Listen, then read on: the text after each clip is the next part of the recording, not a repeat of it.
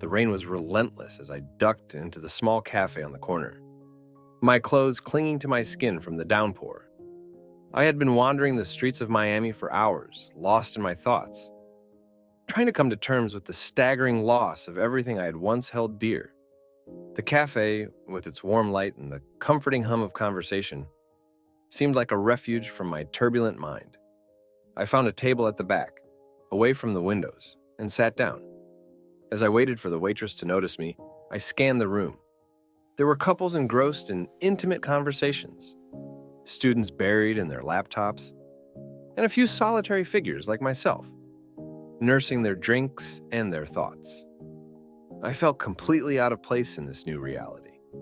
Once, I was a man of influence, a millionaire with the world at my feet. Now, I was just another face in the crowd, stripped of my wealth and status by a series of disastrous investments and poor decisions. Lost in my thoughts, I almost didn't notice the man who approached my table. He was tall, with an air of quiet confidence, and an enigmatic presence that immediately caught my attention. "Mind if I join you?" he asked, his voice smooth and calm. I gestured to the empty seat across from me. "Sure, go ahead." He sat down and introduced himself. "I'm Michael. You look like you could use some company." "John," I replied, shaking his hand. "I guess I could." For a moment, we sat in silence, the sounds of the cafe filling the space between us. Then, Michael spoke again, his eyes fixed on me with an intensity that made me uncomfortable.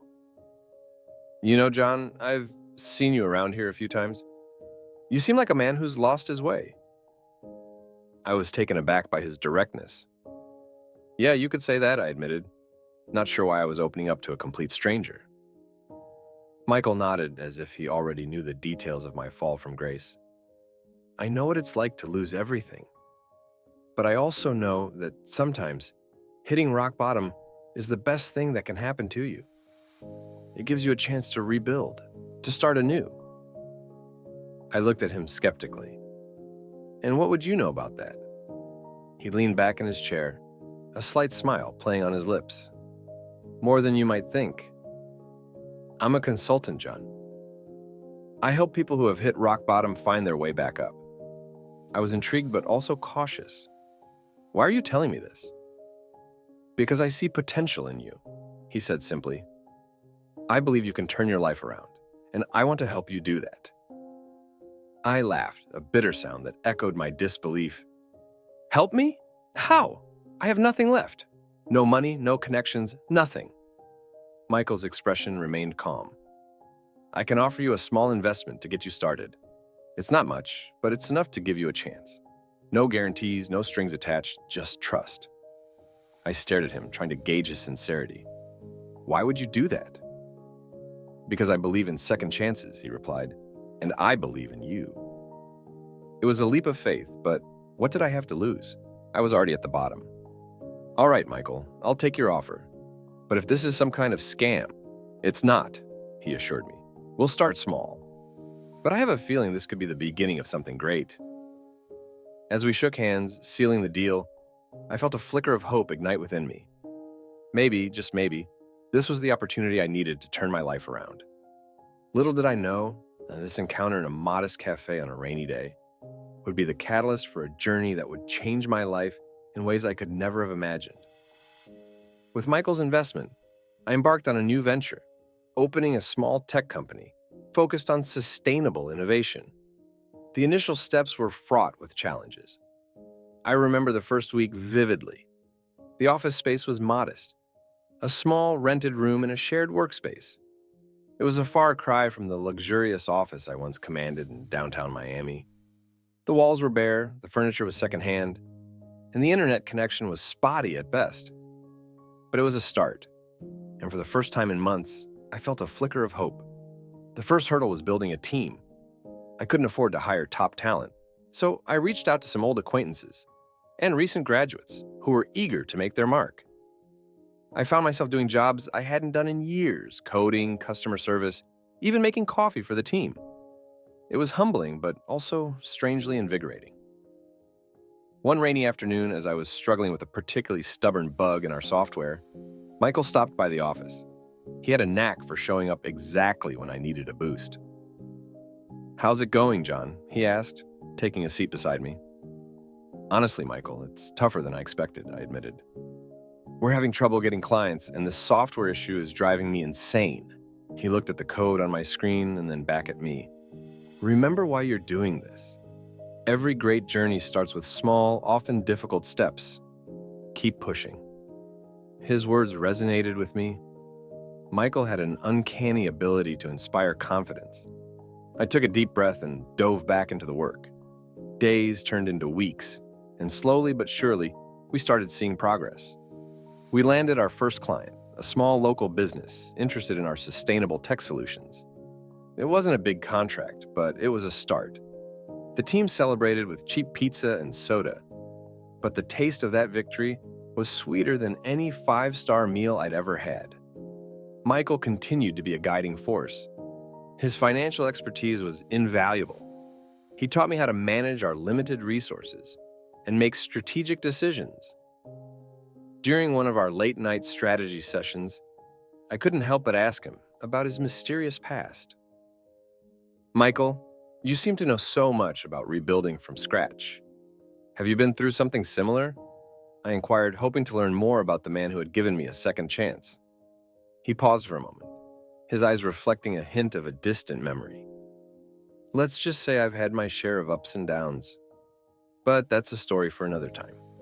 Right now, let's focus on getting your company off the ground." There was something enigmatic about Michael, but I decided to respect his privacy. He had been nothing but supportive, and I wasn't in a position to question his motives. As the months passed, we began to see small successes pile up. We developed a unique product that caught the attention of a few larger clients. Our reputation for innovative and sustainable solutions started to grow, and with it, my confidence. I began to believe that I could indeed rebuild my life brick by brick. One evening, as we were wrapping up another long day, Michael and I sat down for a drink. I raised my glass and said, "To second chances and new beginnings." Michael clinked his glass with mine, a knowing smile on his face. "To perseverance and the future," he replied. Despite the progress, I couldn't shake the feeling that Michael had his own agenda. His guidance was almost too good to be true. But I chose to trust him, believing that this path was my best chance at redemption. Looking back, those early days were some of the most challenging yet rewarding of my life.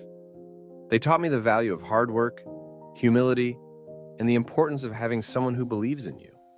Little did I know, this was just the beginning of a journey that would test my limits and redefine my understanding of success and trust. After months of relentless effort and countless sleepless nights, my company finally achieved its first major victory. We secured a significant contract with a major corporation, one that promised to revolutionize the clean energy market. It was a moment of triumph that I had been desperately longing for. The deal not only brought substantial financial gain, but also catapulted my company into the spotlight, garnering recognition and respect within the business community. The night we signed the contract, I decided to host a small celebration at my modest apartment. It was a modest affair, just a few close friends and colleagues. As we raised our glasses to toast the success, I couldn't help but feel a surge of pride and relief. It felt like a turning point, a moment that signaled the end of one chapter and the beginning of another. "To new beginnings and endless possibilities," I said, clinking my glass with Michael's. "To perseverance and hard work," Michael responded, a glint of satisfaction in his eyes. However, amidst the joy and celebration, I noticed something that unsettled me. Michael had been acting a bit strange lately, more reserved and contemplative. It was as if he was carrying a burden that he hadn't shared with me. I decided that after the party, I would have a private conversation with him to understand what was going on. Once the last guest had left and the apartment had quieted down, I approached Michael, who was standing by the window, gazing out into the night. "Michael, can we talk?" I asked, my voice tinged with concern. He turned to face me, his expression unreadable. "Of course, John. What's on your mind?" I've noticed you've been a bit distant lately. Is everything all right? I inquired. Michael sighed deeply and gestured for me to sit. As we settled into the chairs, he began to speak, his voice heavy with an emotion I couldn't quite place. John, there's something you need to know. Something I've been meaning to tell you for a while now, he began, his eyes locking onto mine. Do you remember a man named Michael Anderson from your past business ventures? I felt a jolt of recognition. Yes, I do. He was a colleague I had some disagreements with. Things didn't end well for him, if I recall correctly, I admitted, guilt creeping into my voice. John, I am Michael Anderson, he revealed, his words hanging in the air like a weight. I stared at him, stunned into silence. The room felt like it was closing in on me, as the realization of what he was saying sank in. You? But why? Why would you help me after everything that happened? I stammered, struggling to process the revelation. Michael took a deep breath before continuing. Initially, I approached you with intentions of vengeance. I wanted to see you suffer as I had suffered. But as I watched you, I saw genuine change.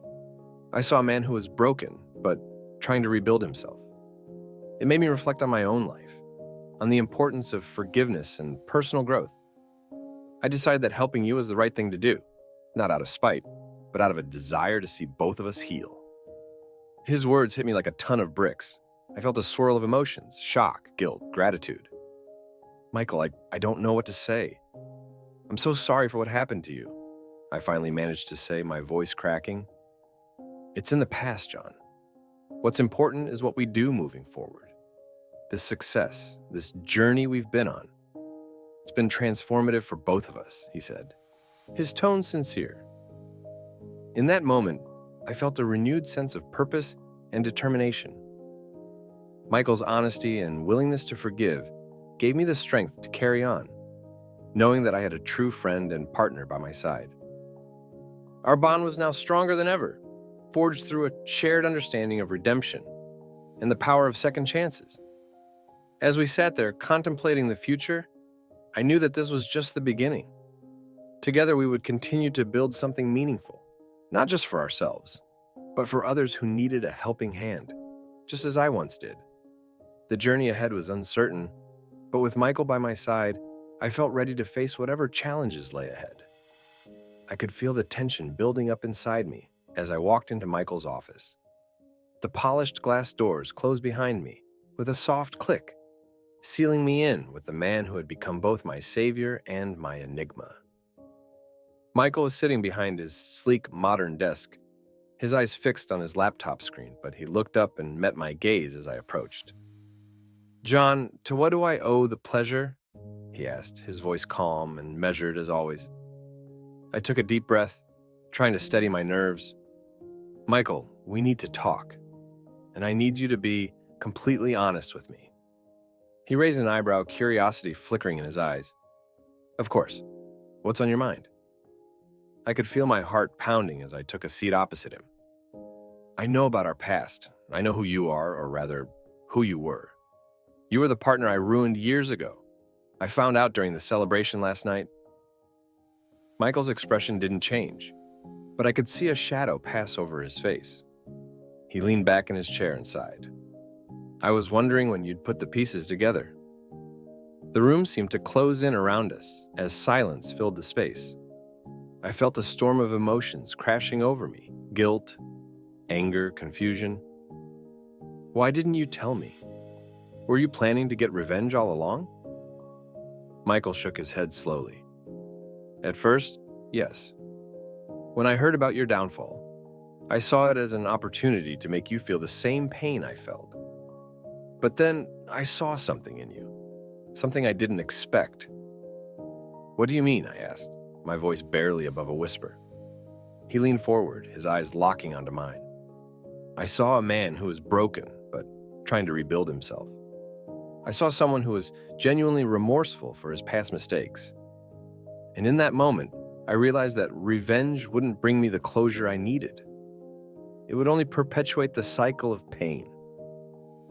I felt a lump form in my throat. So, you decided to help me instead? Michael nodded, Yes, I saw it as an opportunity for both of us to grow. Helping you rebuild was my way of forgiving you and, more importantly, forgiving myself. I learned that holding on to anger only keeps you prisoner. I leaned back in my chair, letting his words sink in. It was a lot to process, but there was a sincerity in Michael's eyes that I couldn't ignore. I don't know what to say, I admitted. You had every right to ruin me, but instead, you chose to lift me up. Michael smiled faintly. People can change, John. I believe in second chances, and I wanted to give both of us that chance. In that moment, something shifted between us. The air seemed to lighten, and the weight on my shoulders felt a little less heavy. Thank you, Michael, for everything. I don't think I could have made it this far without you. He stood up and walked around the desk, extending his hand. No need to thank me. Just promise me you'll continue to strive for the best version of yourself. I stood up and shook his hand, feeling a renewed sense of purpose. I promise. And I want you to know that I consider you not just a mentor, but a friend. Michael's smile widened. The feeling is mutual, John.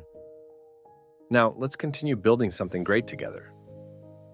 As I left Michael's office, I felt a sense of clarity and determination I hadn't felt in years. The journey ahead was still filled with challenges, but I knew I wasn't facing them alone. For the first time in a long time, I felt hopeful about the future. Michael had shown me the power of forgiveness and the importance of growth. And with that knowledge, I was ready to take on whatever came next. When everything seemed to be heading towards a happy ending, an old adversary from my past reemerged. Richard. He was a competitor who had significantly benefited from my previous downfall and had no qualms about trying to finish me off for good. I remember the first time I saw his name pop up in business circles again. It sent chills down my spine, a reminder of the dark times I had fought so hard to leave behind. One evening, as I sat in my modest yet cozy office, Michael walked in with a grave look on his face. John, we need to talk, he said, closing the door behind him. What's going on, Michael? I asked, sensing the urgency in his tone.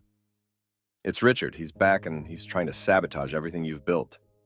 He's spreading rumors and manipulating information to ruin your reputation, Michael explained. His eyes locked onto mine. I felt a wave of anger and frustration wash over me. Why can't he just leave me alone? I've worked so hard to rebuild everything from scratch. Michael placed a reassuring hand on my shoulder. We will not let him win. I've been using my connections and skills to gather evidence against him, and I think we have enough to expose him publicly. Over the next few weeks, Michael and I worked tirelessly, compiling all the proof we needed. It wasn't easy balancing this covert operation while ensuring my business continued to thrive, but the stakes were too high to fail. One late night, as Michael and I were poring over documents in my office, I paused and looked at him. Michael, why are you doing all this? You could have just walked away after everything was settled between us. Michael looked up, his eyes softening. John, I see the man you've become. You've changed, and you've inspired me to believe in second chances. I want to help you because I believe in what you're doing now. We're not just building a business. We're building a legacy. His words filled me with a renewed sense of determination. We were not going to let Richard win. Finally, the day came. Armed with our evidence, we exposed Richard's malicious intentions through a public press conference. The fallout was swift and severe. Richard faced legal repercussions, and his attempts to sabotage my company backfired spectacularly. As he was taken down, I felt a burden lift off my shoulders. In a final act of triumph and gratitude, I decided to invest a significant portion of my company's profits into social initiatives. I wanted to help others who were struggling to find their footing, just as Michael had helped me. We launched programs focused on education, sustainable development, and support for small businesses. John, this is incredible, Michael said, as we stood at the inauguration of our first community center. You're truly making a difference. I smiled, feeling a deep sense of fulfillment. I couldn't have done any of this without you, Michael. You've been my guide and my friend through all of this. And you've shown me what true redemption looks like, he replied. As we continued our journey together, our bond grew stronger. We were more than just business partners. We were a testament to the power of forgiveness, resilience, and the impact one person can have on another's life. Looking out at the horizon, I felt a sense of peace and gratitude. The journey had been grueling, filled with unexpected twists and immense challenges, but it had also been profoundly transformative. I had lost everything and then found a way to rebuild not just my fortune, but my very sense of self. Michael and I had created something far greater than a successful company. We had built a legacy rooted in compassion and second chances. As the sun set on that chapter of my life, I knew that this was just the beginning. Together, Michael and I would continue to strive for greatness, not just for ourselves, but for everyone we could help along the way. And for that, I was eternally grateful.